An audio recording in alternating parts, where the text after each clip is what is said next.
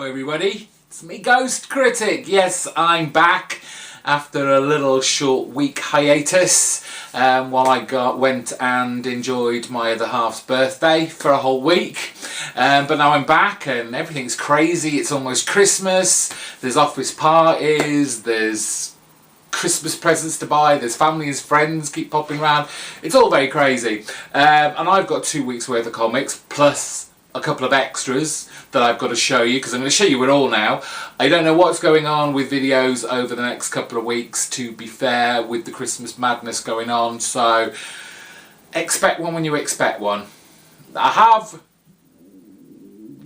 2 potential coming up, and then I will definitely be doing my traditional end of year boxing up video. That is not going away because it's great. I love doing that, it's great fun. Thank you to everyone who watched my top 10 Image comics of 2017 in replacement of last week's New Comic Book Day. Thank you for all the comments and the likes and all that good stuff. It was very much appreciated. So let's get on with some comics. We'll kick off with something I've been waiting for ages. They messed up with the order, but finally I've got Black Science issue 33. From the little tidbits I've been seeing kind of on Twitter, it feels like this is coming to an inevitable climax, and Black Science may not be around for much longer, but what we've had with Black Science has been fantastic. Rick Remender and Matteo Scalera have absolutely knocked this book out of the park for me. I've loved every issue and it's been a gorgeous thing to look at. Last week's comics that I missed out on showing you, David Lapham's Stray Bullets, Sunshine and Roses, issue number 30. And it's still going, great guns. Love this crazy farcical crime noir slice of life, dark humorous, almost depressive in parts, but that it's just crazy bonkers. But David Lapham, as always, just intertwines all these great stories and never skips a beat. This guy doesn't put this book on hiatus. Sure, it's black and white, but still, he's never had a hiatus. He just knocks them out every month. Top quality storytelling, and I love it, and I will continue to pick it up. A rather sci-fi tinged Paper Girls there from issue 18, last week's comic pull list. I think Sleepy Reader is of the same kind of idea as me, is that this would probably have been better read in trades. It's quite a slow moving book, but because the two of us are now getting it in singles, it's just kind of a habit forming thing. And for me personally, I don't like mixing singles with trades. It's either one or the other, but we'll see how far that goes in that issue. Astonishing X-Men issue number 6 from Charles Soule, and Mike Del Mundo artwork in this one. Can't wait to see that. Again, the tidbits that I've been seeing on Twitter, there's a big surprise, a bit of a WTF moment in here, which I'm looking forward to. I think this book has been great. I believe it's a 12 issue kind of maxi series, so we're at the halfway point here, and I'm guessing the next story arc will be the kind of new story that probably continues this, but it's kind of like I'm guessing it's a settling point for the great last 6 issue climax. But I've really liked this. Doctor Strange issue 382, new legacy numbering malarkey, but was very surprised with this from last issue. We've got Donny Cates doing the writing on here now, and it was a really good story despite the lack of Doctor Strange.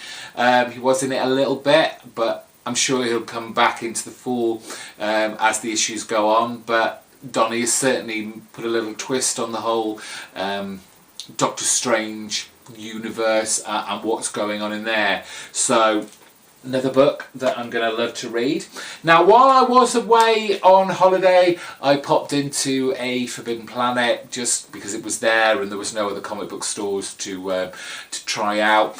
And I picked up issue 1 and 2 of a book that I didn't initially pick up. I'm not now I've read them, not really sure why I waited, and it's now on my pull list because these were great books from someone that we generally know as an artist on Deadly Class, Wes Crave, and The Gravediggers Union, issues 1 and 2. Great universe that Wes Crave is building here.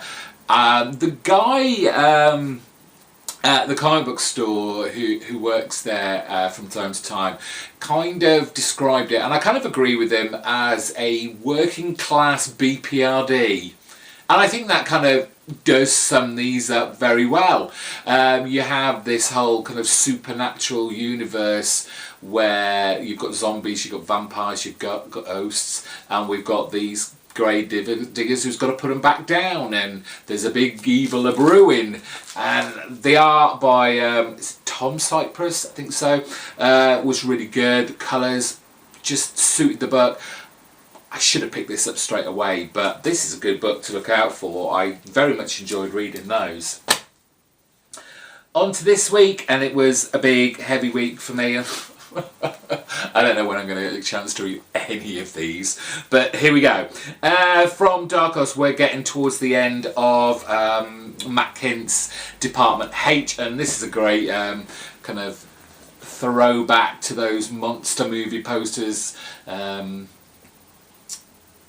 I just love that. That's just a great kind of movie poster type thing. I'm trying to think. The Creature from the Black Lagoon, that's what I'm thinking. It's kind of aping that style. But yes, this is coming to an end soon. Has been a great kind of murder mystery, survival, horror, under the sea kind of affair. Really, really enjoyed that. Be sad to see that go.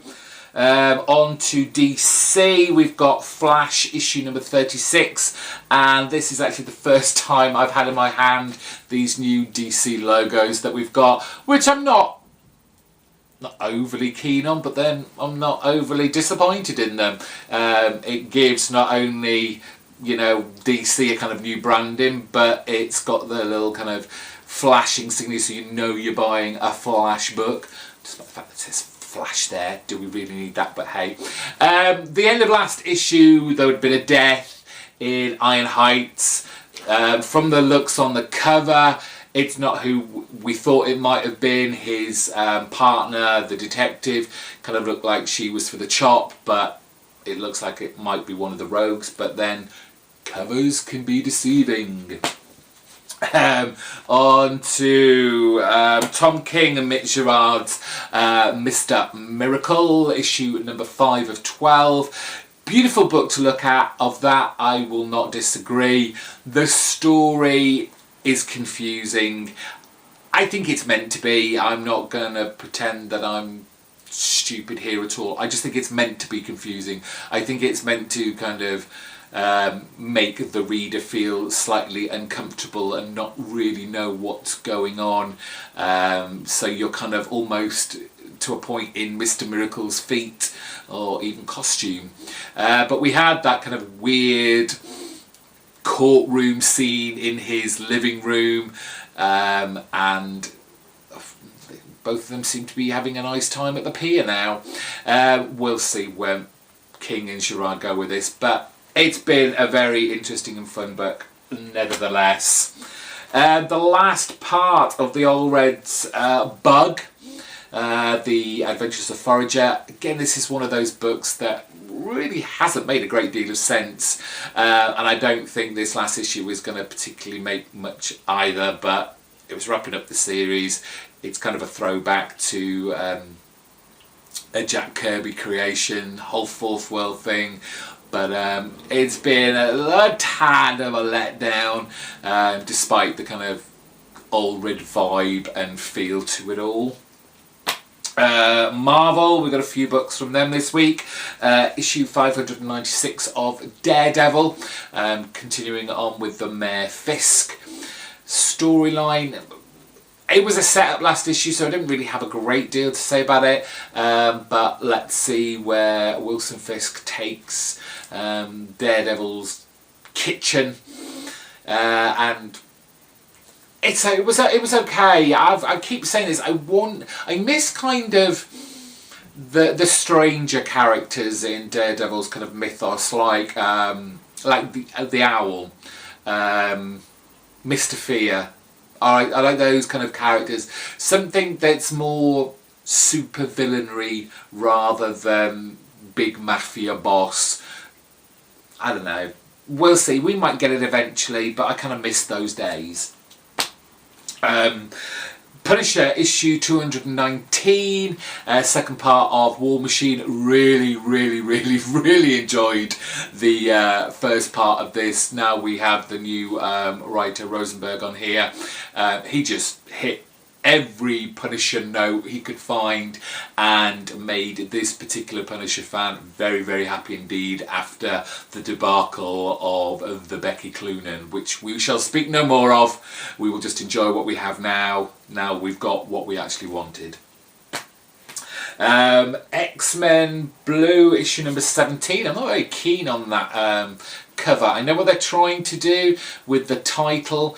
This is the whole Cross-Time Capers, where they're basically, by the sounds of it, going to throw this the teenage X-Men displaced in time through different kind of Marvel iterations of the X-Men. This is the 2099 Marvel Universe, but I think that's basically what we're going to get. Nothing too heavy, I'm sure, from Cullen Bunn on this. We'll see what ramifications it has. If this is all ending for the teenagers and they're going to end up back in their own time, or we're going to keep them in our own. Finally, 2 Image books. One of my favourite Image books, Jeff Lemire's A Royal City, still staking out in the 90s. We've gone back in time to see all our characters that we visited in the first 6 issues a lot younger, and how basically they got to where they are in their more adult age. Great stuff, very emotional, love this book. And from a very emotional, you know, heartbreaking book to a crazy, batshit crazy even book from Stephen Scroce and Dave Stewart, it's Maestro's issue number 3. This surprised me in the sense that the story seemed to not really have a great many things going for it. It was fun, it was enjoyable. Of that, I'm not saying anything against that, but it just kind of seemed a little okay. It's a fantasy. They swear, they have sex, it's violent, etc. It's an Image book, so we've got to make it very adult. But I wasn't ready for the twist at the end of last issue, after we kind of got introduced to our kind of main protagonist getting all the power and being able to do whatever he wants, and he's actually using it for good rather than kind of nefarious evil ways. So I'm going to be interested to see where this particular book goes next. So many books, so little time to read them. We'll see how we get on. Maybe you'll get a review video on Sunday, maybe you won't. If you like this video, please give it a thumbs up. If you want to go and check me out on Twitter, the handle is @GhostCritic, of course. I'm doing a comic Christmas calendar, just covers of Christmas inspired comics. I'm doing one every day. If you want to go and see what I've been putting up, please go follow me on Twitter. Subscribe if you haven't already. I promise in the new year I'll get back to a lot better regular output, and hopefully be doing a lot more videos than just the 2 I've been doing over the last months or so. But have a great time. I'll see you soon, whenever that may be. Enjoy your comic books whenever you get them, and I'll speak to you soon. Bye bye.